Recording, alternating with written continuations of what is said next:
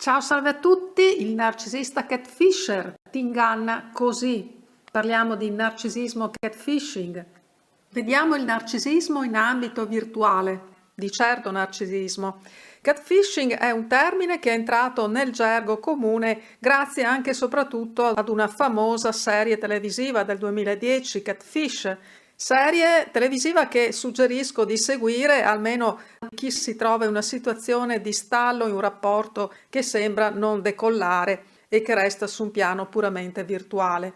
Ma anche per chi ad un certo punto di un rapporto virtuale comincia a porsi degli interrogativi oppure si sente ormai vittima, intrappolato in un rapporto virtuale. Catfishing si riferisce a una pratica di inganno messo in atto da false identità che operano sul piano virtuale soprattutto nei rapporti romantici.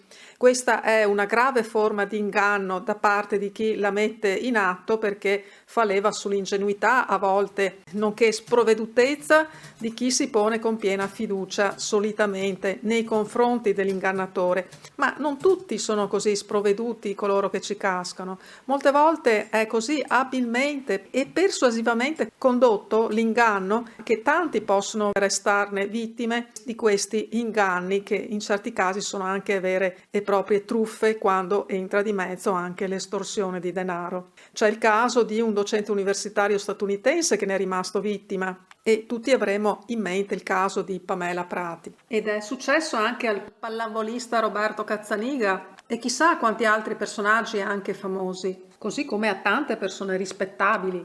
Quindi non si tratta sempre e solo di ingenuità, c'è un profilo comunque di chi resta vittima di catfishing, oltre a quella del catfisher. E chi è solitamente la vittima di un catfisher? Di solito è una donna con un carattere ansiogeno e una donna, un uomo, con uno stile di attaccamento insicuro e a volte con una personalità dipendente. Chi non ha avuto la sciagura di essere vittima di catfishing vedrà come una cosa assurda e pressoché impossibile restare vittime di una falsa identità che ti coinvolge al punto di restare schiavo di un telefono, per non dire anche solo di una chat online per mesi e mesi, a volte persino per anni. Ci sono catfisher di professione, per così dire, non solo quelli che puntano al denaro, perché quando la vittima è coinvolta sul piano intimo emotivo può anche cedere a ricatti basati sul denaro, messo di fronte all'eventualità che il partner virtuale si trovi in seria difficoltà. I catfisher sono anche dei bugiardi seriali e compulsivi, così come dei dipendenti all'inganno ad ingannare gli altri. La personalità di un catfisher nasconde spesso un grande senso di inadeguatezza e un grande vuoto interiore. Parlare di narcisismo patologico in tanti casi di catfishing è comunque riduttivo perché nei casi di serialità c'è molto di più e possiamo parlare di condotte assolutamente sociopatiche. Quello che spinge un catfisher ad agire con l'inganno è la spinta a una ricerca ideale infinita, ma anche un senso di misconoscimento di sé, ma possono esserci anche altri motivi.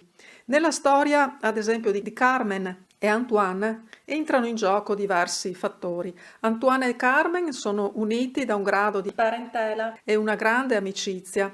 Per 3 anni Antoine chatta con un ragazzo di cui finisce per innamorarsi, entrando a far parte della sua quotidianità con scambi continui di messaggi romantici e chat.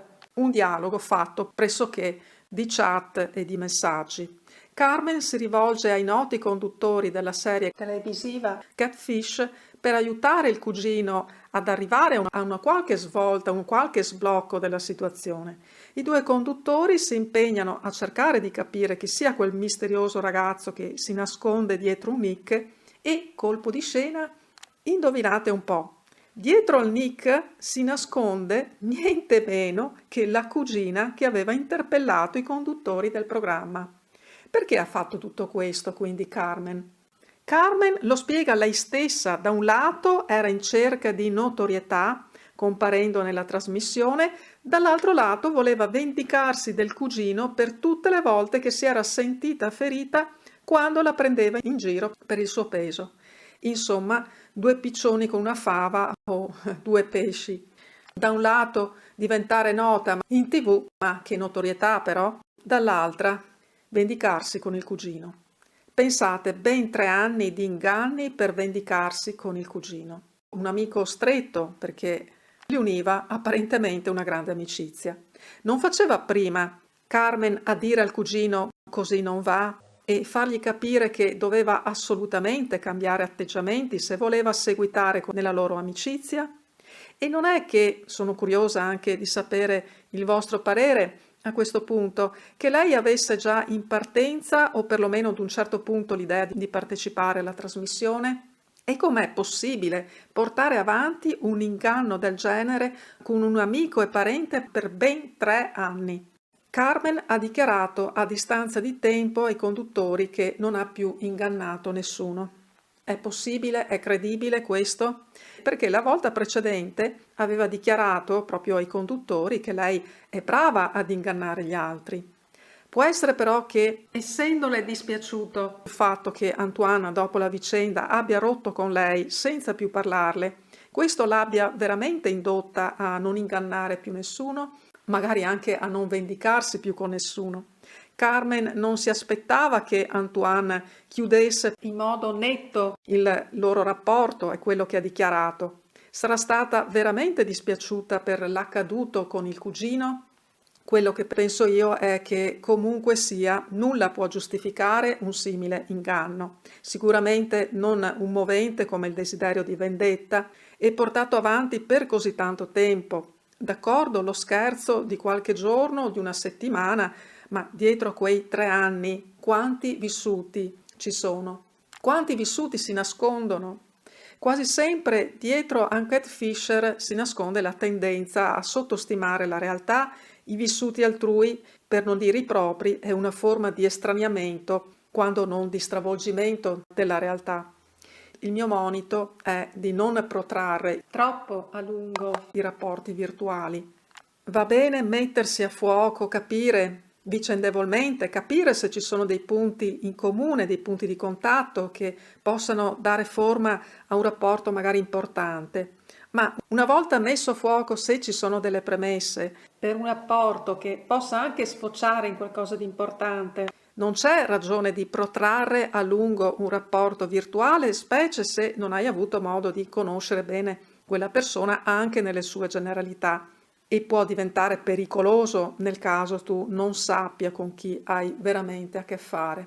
Però attenzione, perché anche sapere le generalità del tuo interlocutore non ti mette completamente al riparo, e te lo dico anche in base all'esperienza di molte persone anche a questo proposito, perché il rapporto vero si costruisce non sul piano virtuale, ma su quello concreto, quello in cui puoi cominciare a costruire qualcosa di vero, reale con l'amico, l'amica o il partner e la partner.